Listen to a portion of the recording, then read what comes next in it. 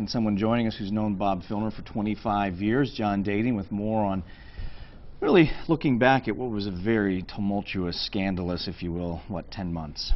Absolutely. I mean, great long career, you know, in various political offices over a span of 30 years, and then to end it, you know, in this big fireball, for lack of a better term. And there have been a lot of people saying on Facebook, what a way to end your political career when you've been through so much, done some great stuff. Do you think this is the end of his political career? Oh, I think the end of his political electoral career, but to look at some of the other famous scandals as far as where people have gone, a lot of them make a ton of dough on the talk shows, the Elliot Spitzers and that type.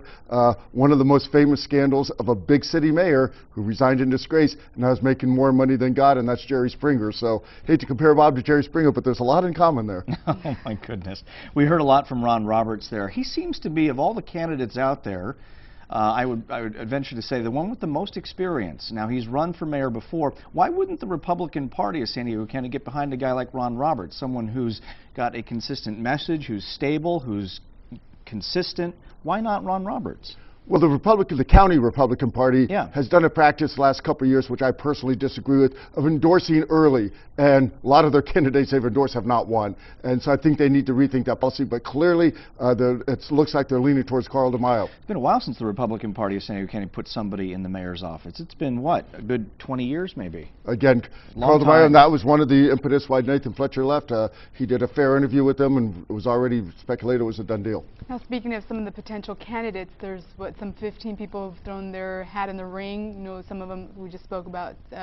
Gary, we also know that there's some rumblings that Carl DeMaio, he may be deciding this weekend. Who do you think are some of the strong candidates? Most of the 15 are gadflies and lesser known candidates. The only two that have actually made an indication would be actually only one, Nathan Fletcher, and a Gary has now made a statement. He hasn't done his paperwork yet. Clearly, Ron Roberts, very highly credible candidate. Clearly, Carl DeMaio will be a credible candidate. People are keeping an eye on Kevin Faulconer. They're looking at him as a sleeper, that maybe DeMaio has some detractors, maybe some people don't like this candidate, and Faulconer could get in. And obviously, Todd Gloria would certainly be in the top tier. That'd be an easier transition. It was just Todd Gloria with, you know, him being interim mayor. Do you think, you know, it makes sense for him to throw his hat in the ring? Well, again, his opponents probably are a little cautious to see if he uses it for the bully pulpit in the next 90 days. But Todd's such a class act. I think he's going to do, as we saw in his first acts, doing what's right for the city. So, yeah, I think he'll look very good as an acting mayor, and how that will reflect in the polls, I'm not sure. John, Bob Filner's last